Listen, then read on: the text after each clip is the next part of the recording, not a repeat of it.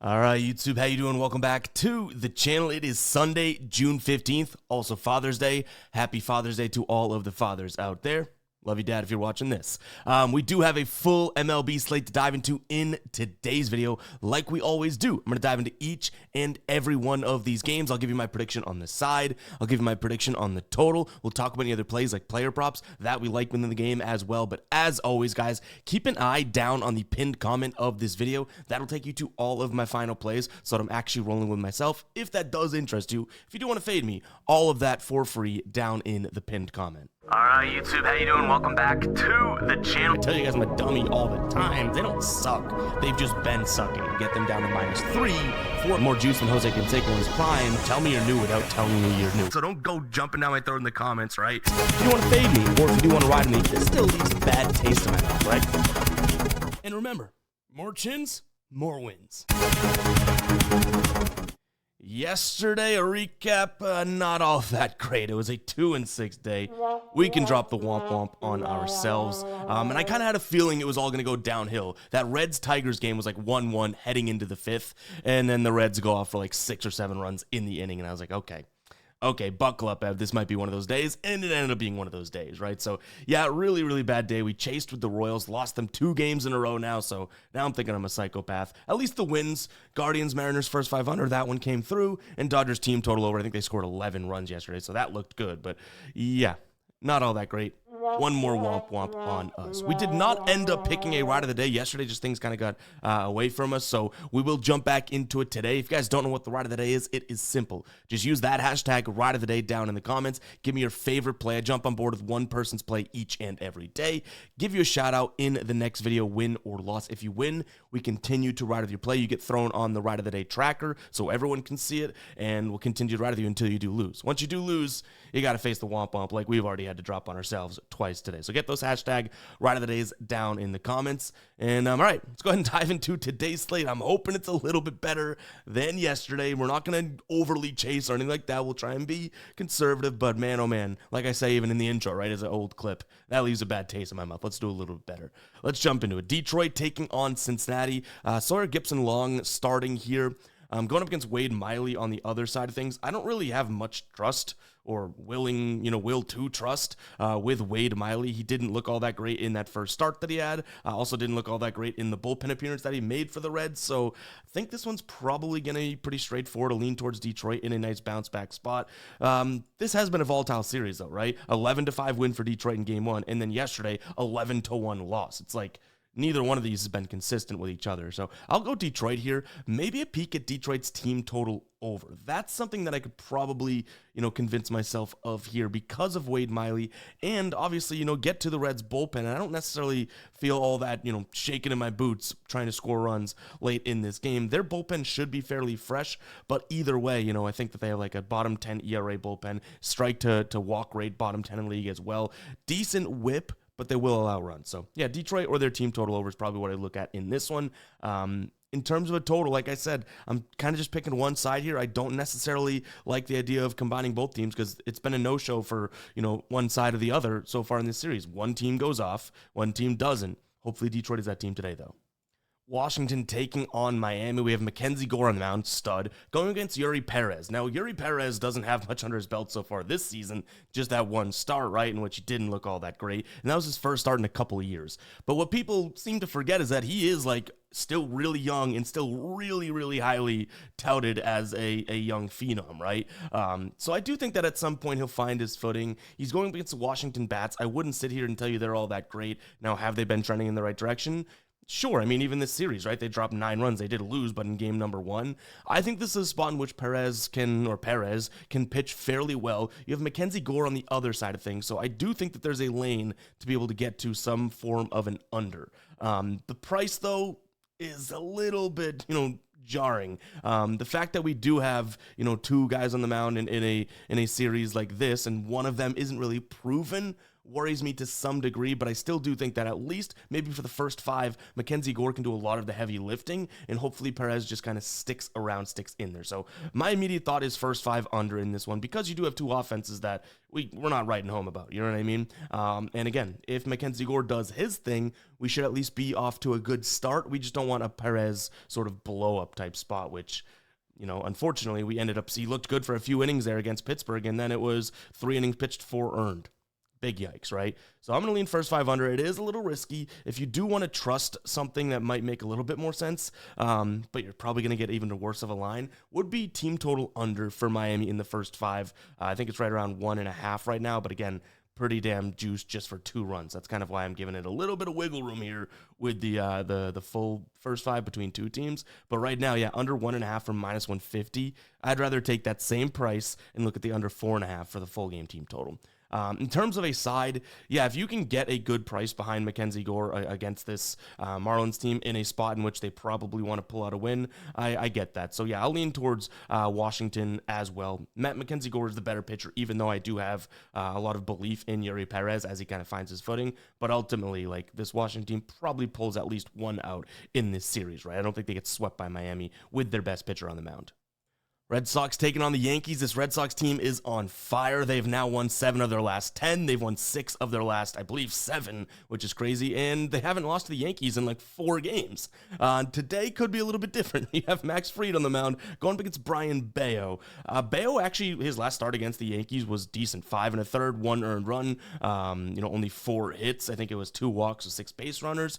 But he hasn't necessarily been looking all that sharp. And I've been like a Bayo believer. That kind of rolls off the tongue nicely. I have been kind of one that says, oh, he'll get better. Not ultimately all that sure how I feel about him against Max Fried here today. I think that there's an obvious advantage on the Yankees side of things, and we really haven't seen the Yankees offense show up so far in this series. Like, this is a 2-1 in game 1, 4-3 in game 2 series right now. I think this is the game where the dam breaks, and it kills me to say that as a Red Sox fan, but I like the Yankees in this one. They're priced out when it comes to the money line a little bit too much, so I'd probably ultimately end up pivoting to their team total if you needed it. Right now, you can get their team total over 4.5 for 125. That's not all that bad, right? In terms of weather here, it's going to be just a kind of cloudy and breezy day, but nothing really all that terrible to prevent runs from coming home. So yeah, trusting the offense here. And again, it is the Yankees, so we have that in our back pocket. And Brian Bayo hasn't not all been that sharp. But again, he has some decent numbers against the squad, but he ain't no Max Fried.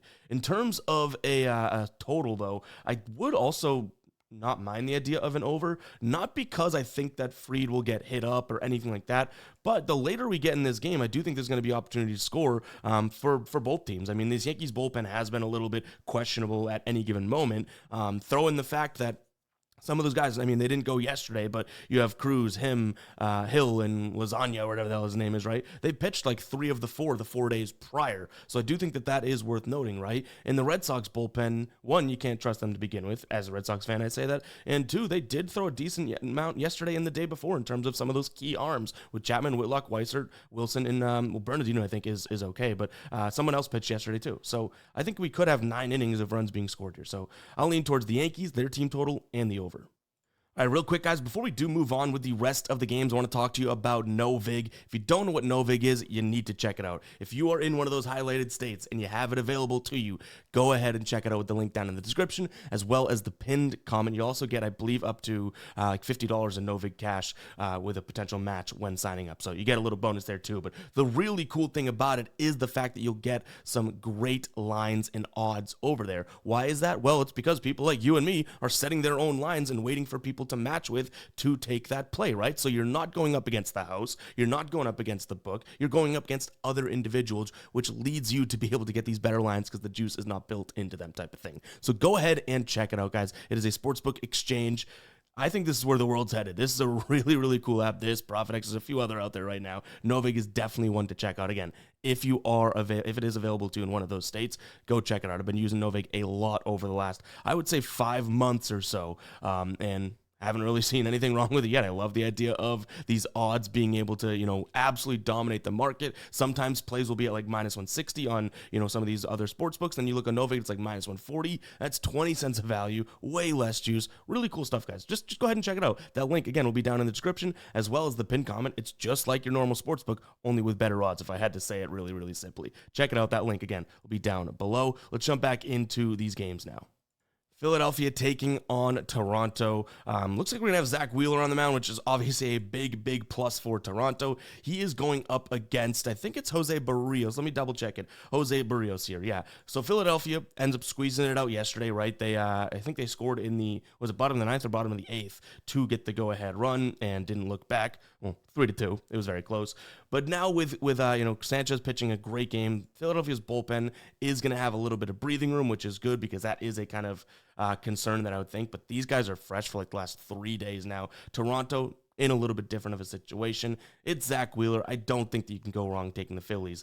I will say, I think Barrios could be the type of pitcher to kind of keep these guys in order. If he keeps the ball on the ground, this Philadelphia team has been hitting a lot of ground balls lately, so I don't mind the idea of a first 5 under, but it's, again, another spot in which you're sitting there being like, well, the total's all the way down at 7.5, so if we do get first 5 under 4.5, we're paying a pretty damn big price tag. So I trust the fact that we have Zach Wheeler on the mound, much like we talked about Mackenzie Gore. I think he'll do his job. We just need the other team, Jose Barrios, to be able to do a little bit and keep this Phillies offense down. So it's still a potential play for us here, but we need to be able to get good odds, right? If this is minus 170, then that's far too gone. It needs to be within, at least I would say, minus 160, and we could take a peek. In terms of a side, like I said, Phillies are probably still the answer for me, but you'd probably end up having to take them in the first 5. First 5 run line, I believe, is like minus 110 right now, which is obviously a really good price with Zach Wheeler on the mound. You look at him in terms of the Phillies this year, when he's pitched in 69% of his games, they have covered that first 5 run line, meaning they've been leading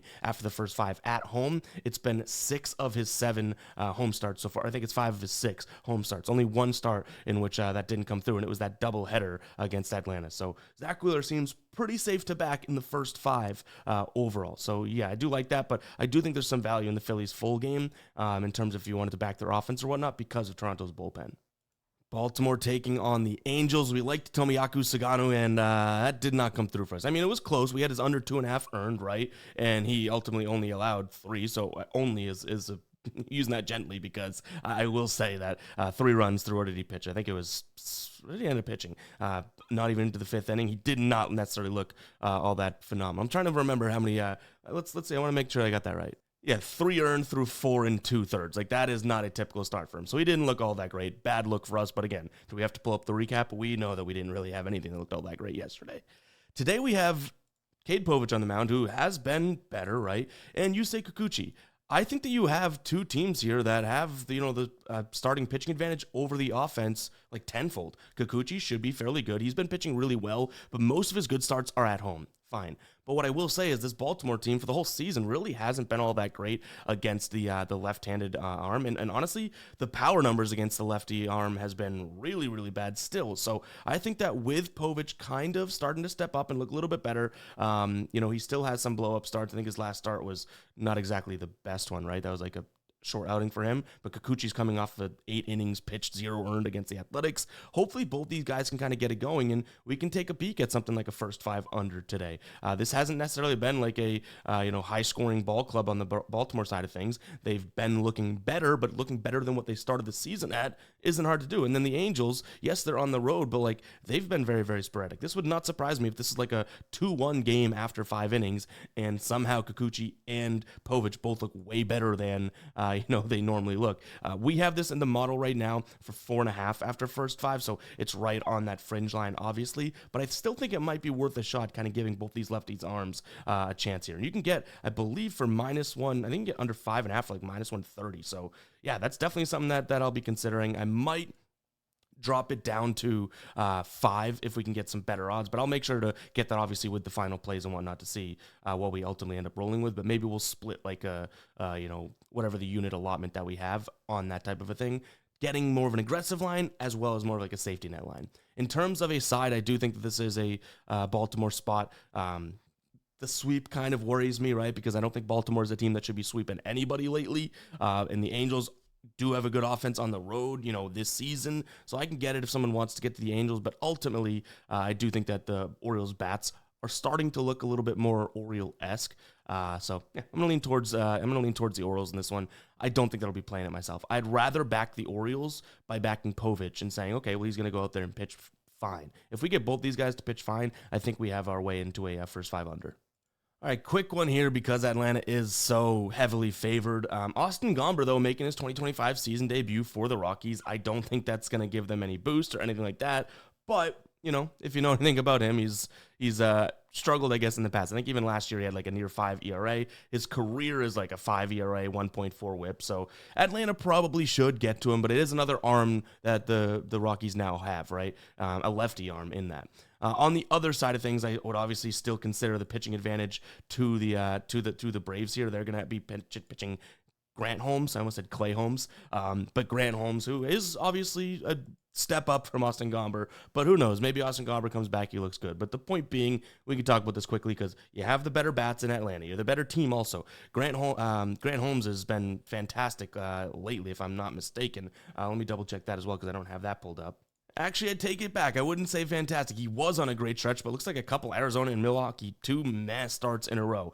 We didn't really dig too much into this game because I don't foresee us playing anything in here. But I guess this would be Atlanta team total over or nothing for me in this one. I don't really think it's worth getting too nitty gritty in this one because of all those odds. Anything like light bulb, it's probably going to be priced out at this point. So apologies for that, but I'm not going to fake confidence for content like I tell you guys all the time. Haven't really looked too much into this one. This is a tough one. New York, the Mets taking on Tampa Bay. You do have the starting pitching advantage, I would say, on Tampa Bay side of things, right? Shane Baz on the mound going up against Griffin Canning.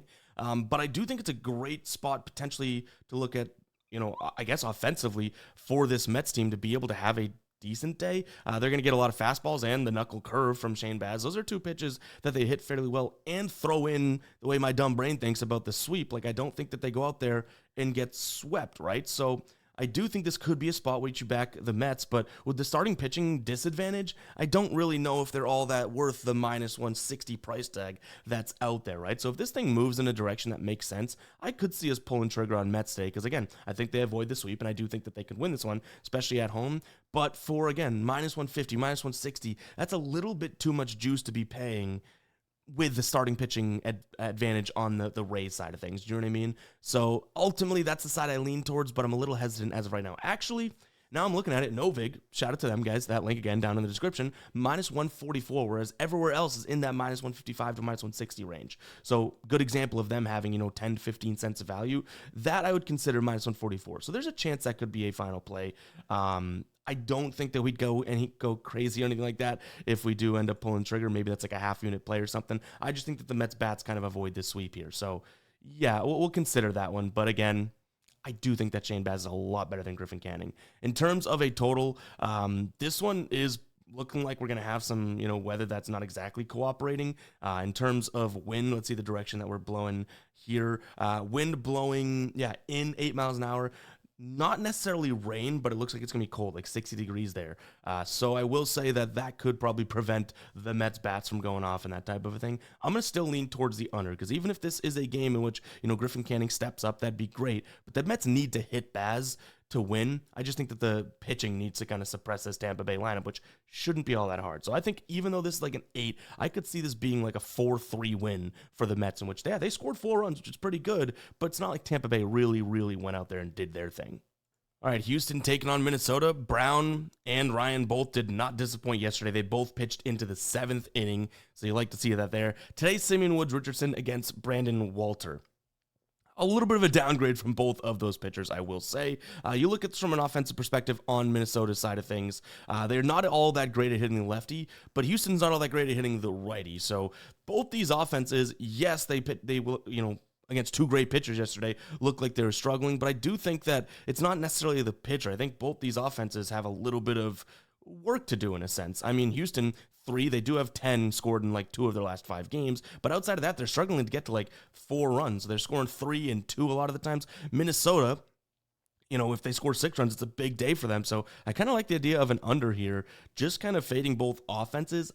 I do have a problem with backing Simeon Woods Richardson and backing Brandon Walter. I get it. So this is a slight lean to the under. If I had to pick a side, I would probably actually give the nod to the Twins just for the value right now. Plus 130, that seems like it's all right. You know what I mean? This is a sweep situation for Houston. I don't necessarily think that they're that much better than Minnesota. I think they're only a couple games, ahead of them in terms of record-wise. So yeah, for the plus money next to Minnesota, that'd be the side that I lean towards. But I don't think this is going to be like a blowout game for either team. I think we could still see a low-scoring game. It's going to be, different, obviously, with the two pitchers on the mound, but it's not like these offenses are fantastic right now, I would say. Oh, man, Kansas City and the Athletics. We've now taken Kansas City in both of these games. They lose 6-4 and then 4-0 yesterday. I still want to lean Kansas City. Now it's Noah Cameron versus Jeffrey Springs, but I don't know. Can we suffer another loss with KC? Their offense is not all that great.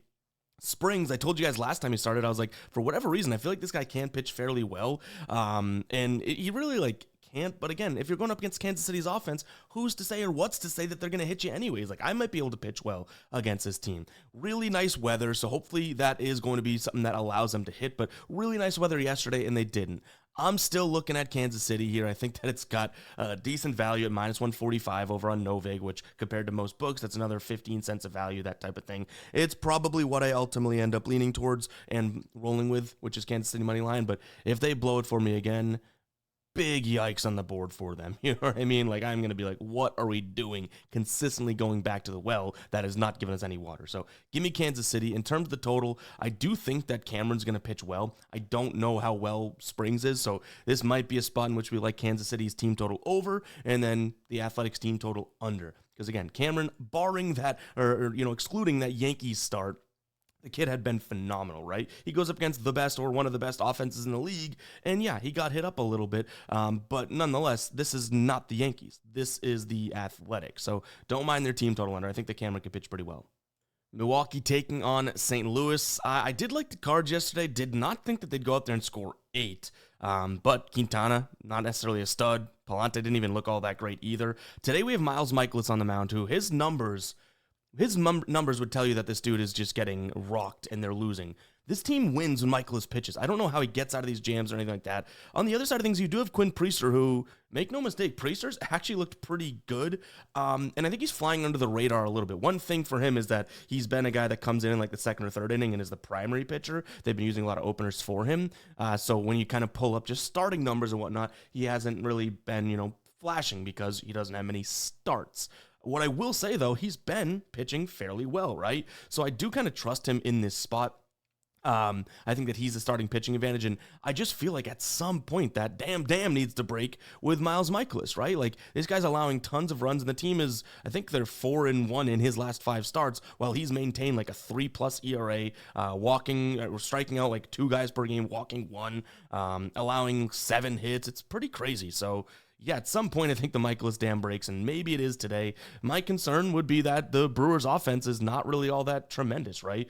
They're winning games, right? They took 2 so far in this series, but I don't really think that they're just this consistent powerhouse of an offensive team. So a little worrisome there, but I still do think for the minus 120-ish value, this is the side that I wouldn't mind. You're also going to get sinker slider from Quinn Priester. The sinker, really, really good pitch. He's going to pitch that about 45% of the time. That should work. I will say, if you like the Cardinals, the slider that he pitches 25% of the time could be the thing that you like, because a lot of guys on this team, including Donovan, I want to say Contreras, Burleson, even maybe Nootbaar, hit that slider pretty well. So yeah, could be a little, touch and go there, but I think Priester keeping the ball on the ground here against St. Louis should be a decent spot for Milwaukee. And it's not even a sweep situation, right? The Cardinals won yesterday. Now I feel like it's all as well, and there is a chance to kind of get back to normal.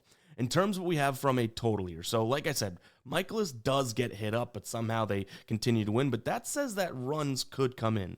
I've already kind of expressed my frustration in the fact that we, don't think Milwaukee can do it or anything like that. So I almost like the idea of Quinn Priester pitching better and maybe eliminating some variables here and looking at a Cardinals team total under. I don't fear for that slider as much as some might. That is his second pitch, and the sinker, they're bottom 5 in the league against. If he can keep it on the ground, which is the Cardinals team that scores a lot of their runs with the ball in the air, if he can keep the ball on the ground, I think the Cardinals have a tough time scoring today. So what is their team total right now in terms of a price? So Cardinals team total under 3.5 plus 105, under 4.5 minus 160. That might be something that we consider today.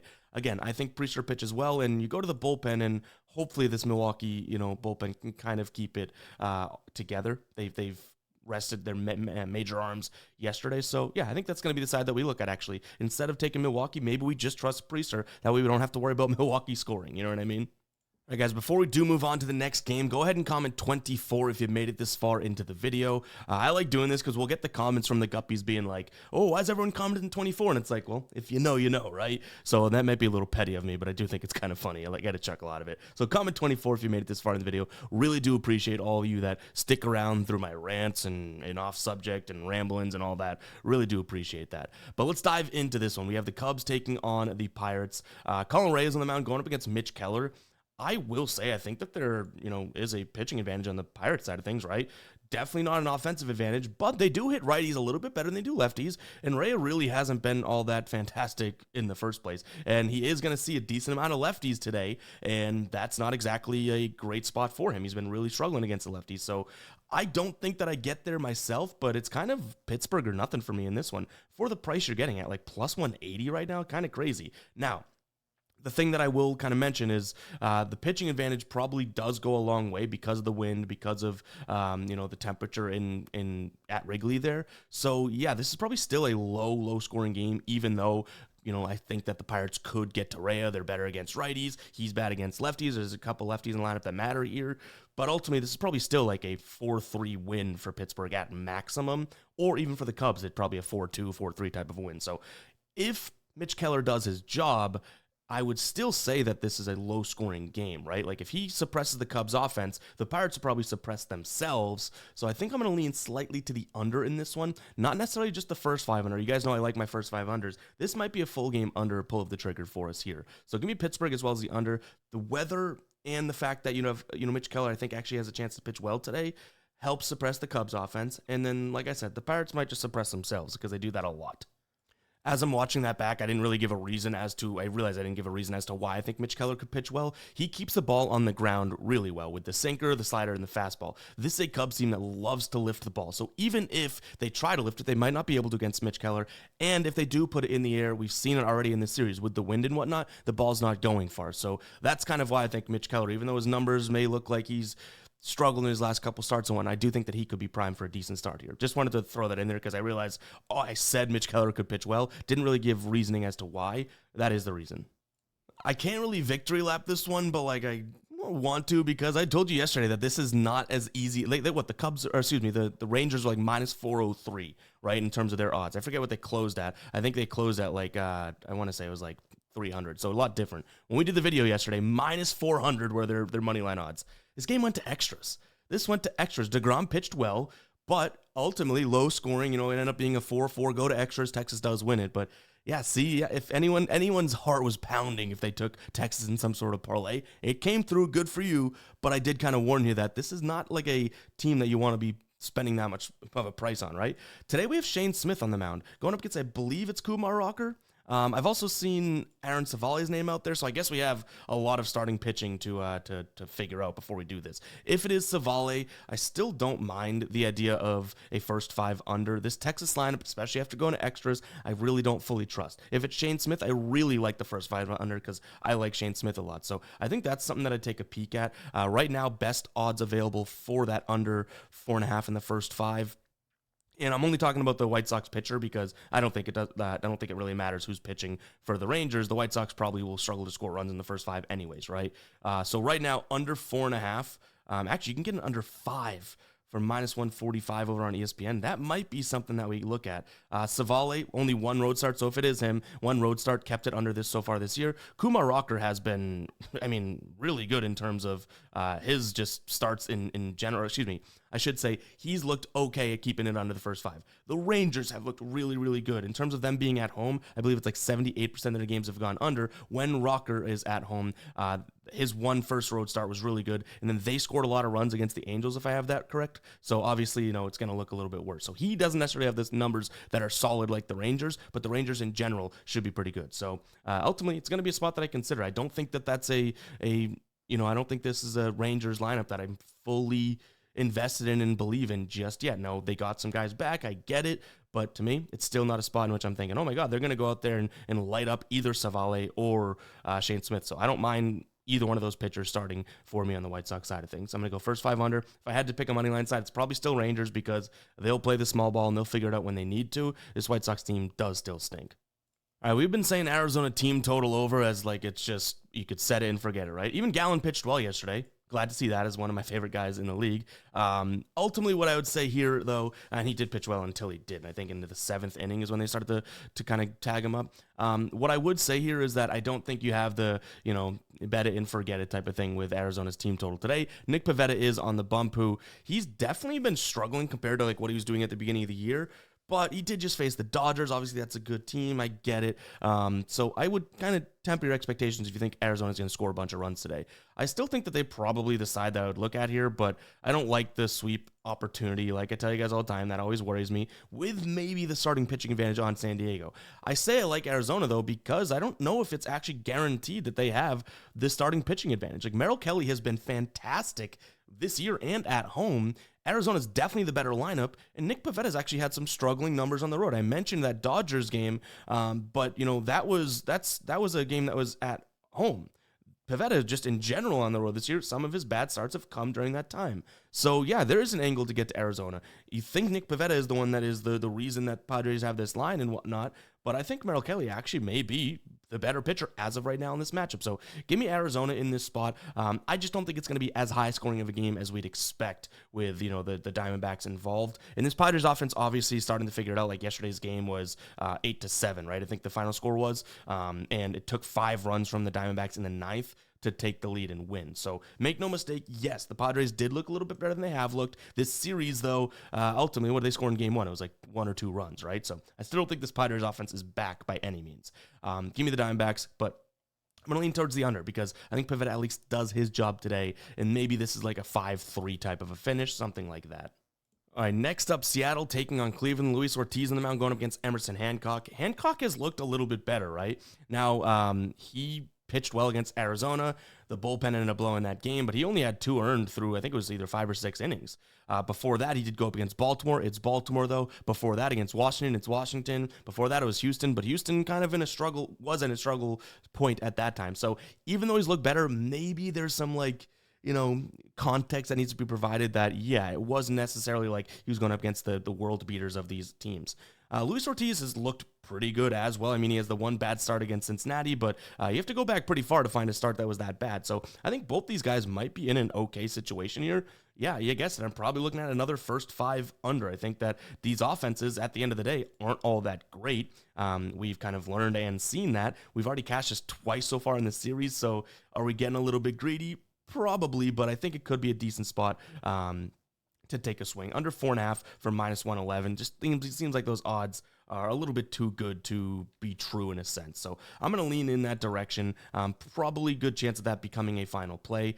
I just think because the pitchers on the mound don't necessarily have all the stars and stripes and, the stickers on the fridge because they haven't been all that great, is giving us these odds, right? Like this is not the best pitching matchup so far we've seen. Before it was Bybee and Kirby, and then Luis Castillo and Gavin Williams. But I still do think that these guys can hold their own against the offenses that they will see. So that's why we're getting some really good odds. I think we paid like -160 for the matchup yesterday. Now we're getting -11 for the exact same number. I'm still going to roll with it. In terms of a side, I think I want to say that Cleveland's offense maybe steps up in this one. They're going to get a lot of sinkers from Emerson Hancock, so maybe they'll be able to put up a couple on him, and if they do, I kind of trust them to at least get 1 in this series. So I'll lean towards Cleveland, but that first 5 under has definitely got a chance of being a final play. All right, we got the Dodgers taking on the Giants. Dustin May on the bump for the Dodgers, going up against Kyle Harrison. I don't even know if you can definitely say like starting pitching advantage to the Dodgers. I think Kyle Harrison's been kind of sneaky good, especially on the road, but he just hums fastball, right? Like he's like a 65+% fastball guy. And then his off speed's a curveball, which when it's not on, he'll hang it. I think the Dodgers probably can put up a decent number here. We took their team total over yesterday. It's probably something I consider again today. So though I think Kyle Harrison actually, the more and more you dig in, you could make an argument that he might be just as good as Dustin May. I think a lot of people would disagree with that. But if this was Dustin May on the road, I'd be much more willing to fade him. But he is at home, so I get why someone's going to sit there and be like, no, he's the better pitcher. But ultimately, I'm just thinking that Kyle Harrison, the fastball is not going to work here. You know what I mean? Even though I can make an argument that he might be just as good as May in this spot and all that, the pitch, that pitch being his number one pitch by far, batters know it's coming, just doesn't seem like it's going to add up, right? So give me the Dodgers and the team total over. Right now, the best line for that, or best odds, I should say, for that 4.5 would be over on DK. Little pricey at -140, but I mean, it's the Dodgers at home, right? So far this season at home, they've cashed the over in 61% of games. When they go up against a lefty, it's a little bit worse, but they just started to hit lefties a little bit more. You know what I mean? They're still averaging 5 runs per game against lefties so far this year. But I guess it is worth noting that Kyle Harrison is a lefty. So yeah, Dodgers for me in this one, and their team total over. But guys, it's going to wrap it up for today's show. Hopefully you guys did enjoy. Yesterday was a tough day. Hopefully do a little bit better today when we get this thing moving in the right direction. I do not want to go into a slump or anything like that. We have not had a bad rut yet, knock on wood, in the MLB season. Hopefully we can kind of maintain that. But yeah, thanks for watching. See you guys in the next one. Peace out.